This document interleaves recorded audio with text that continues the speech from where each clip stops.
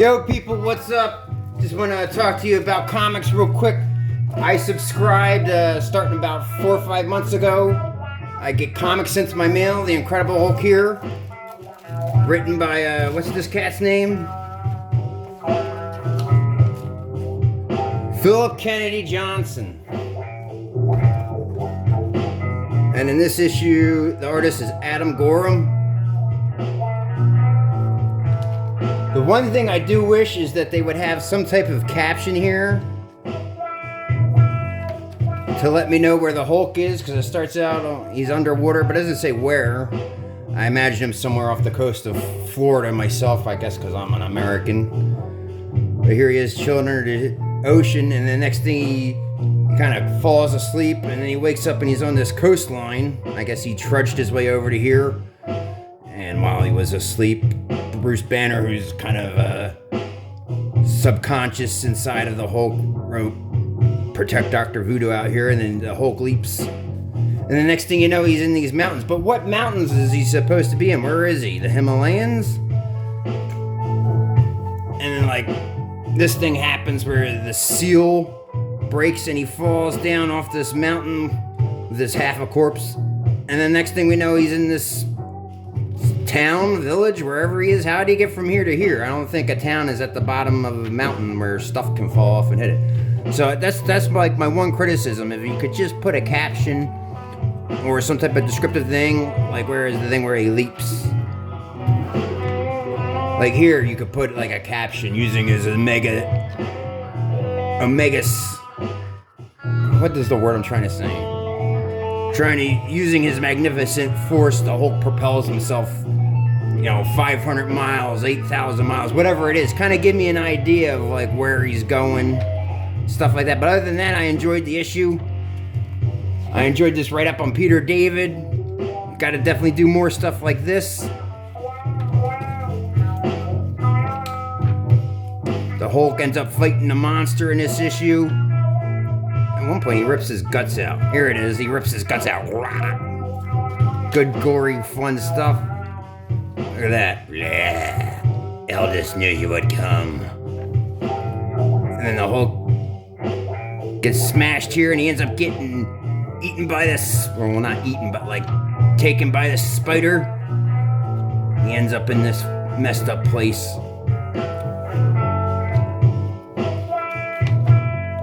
And I'm really enjoying these write-ups in the back. When I'll talk about that later as we get through the other issues. And in the second issue, well, issue 29, Planet She-Hulk. Here's Hulk, and check out all this crazy artwork. I love it. Excuse me.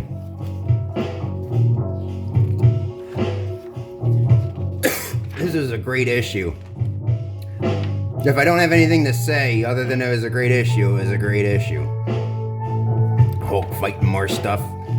Another great shoot up on Jim Shooter. Every issue you should have do an homage to one of your former creators, Marvel. You definitely owe it to him. And look, we got all these monsters, and look, and then she turns into that and starts attacking them like on the cover. And I also like the continuing theme of the kind of purple and green going on through all the... Look at, I'm gonna go back to this point. Where is that? This is it. She bites the Hulk to get some of his energy. And she breathes fire, and look at that, half of his face is melted. Crack, crack, crunch, crack. A Hulk, just destroy Hulk.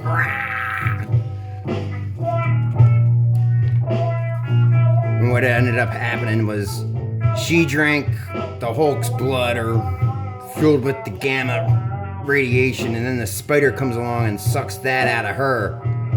And it's got this big thing on the back, I don't know, on its adamant part, and busts out as the Abomination, or some version of the Abomination. And I read this issue without reading this, and then when this issue came, I read this first, and then I read all 3 issues, and that was real fun. Having the, several, because, you read it once, maybe twice, and you forget, and then a month, the next issue shows up. This is a killer issue. I think we have a different artist on this one. Yeah, Nick Klein is doing the art with Matthew Wilson doing the colors. Best thing I could say is that I didn't notice any difference, and I enjoyed the comic. Enjoyed the artwork. Look at this. I actually think this artwork might be a little bit better than the previous issue, but it's all good, man.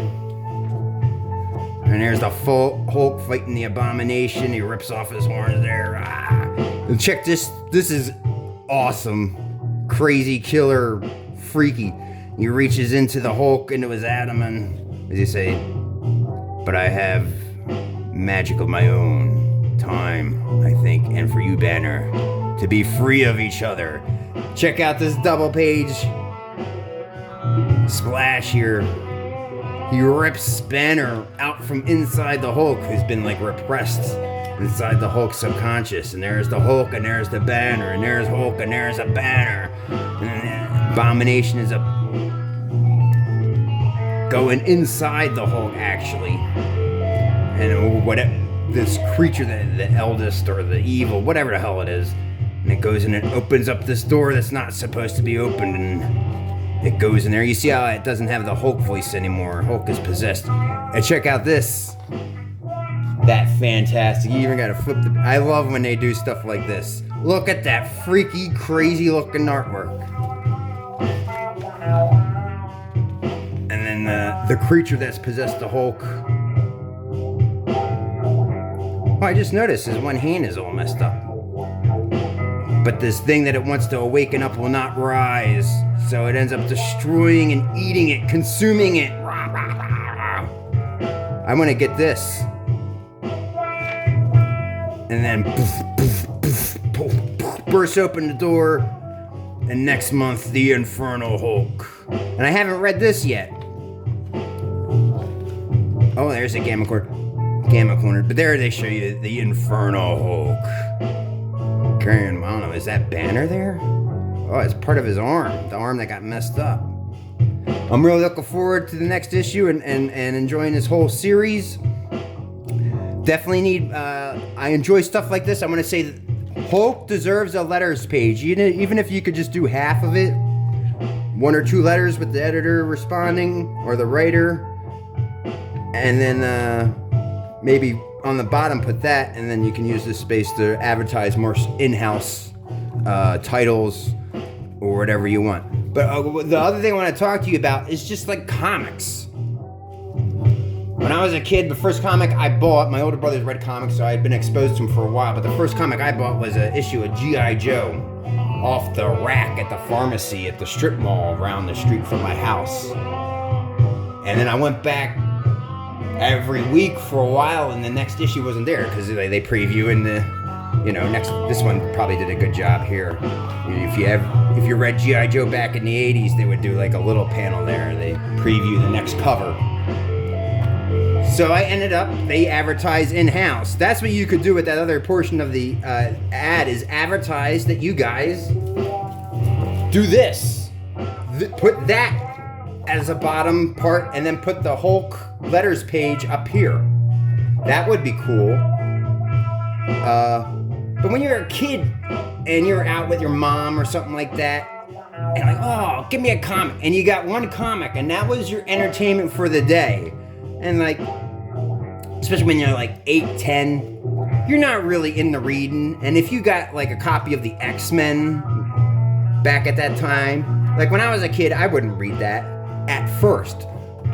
I would go through and barely read any, unless it was written in the art, or it was short little dialogue. But if it kept going like this, I'm talking about when I was a young kid, that was too much for me to read. I'd maybe read the first sentence of each bubble, and then go on with and then if I couldn't figure out what was going on in the next page or two, I'd go back and actually read the stuff. But that's why I read the comic the first time, more focused on the art and getting a little bit of the words. And then I would go through and I would read it slower again and actually focus on, the words, the writing. Then I would read it a third time and just absorb the artwork. Like, just stare at the lines and think of what the artist did to make this kind of work. And then as you get older, stuff like this becomes more interesting. This is something cool, part of my graphic, but it's something that you read on the toilet, But there's nothing wrong with that. And I guess that's everything I gotta tell you guys right now. I'm having fun reading the Hulk. You can get it by mail if you don't have an LCS near you. I think you Marvel subs at midtowncomics.com. And it's like $30.64 for 12 issues. It's like $12.50. Where if you paid for it on the newsstand, it's $4. I never even looked at that. I thought they were $3.99 is the new price now. I remember paying $2.99 in like 2018 when I got back into comics. Alright, like I said, that's all. I'm not gonna waste any more of your time. And if you've been enjoying the background music, I made it myself.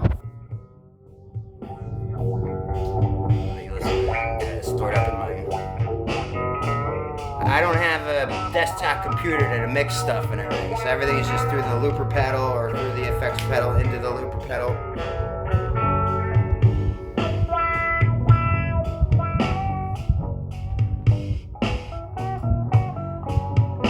And I read the comic and then I came up with this music, kind of feeling what the comic made me feel. Just thinking of like the Hulk, big, heavy, slow lumbering, just. And I laid in the bass line first. Here comes the. If you secret to writing any good theme song is that you have to be able to sing the character's name to the music. Like da da da da da, Superman. The Incredible Hulk. Here comes the Hulk, the Incredible Hulk.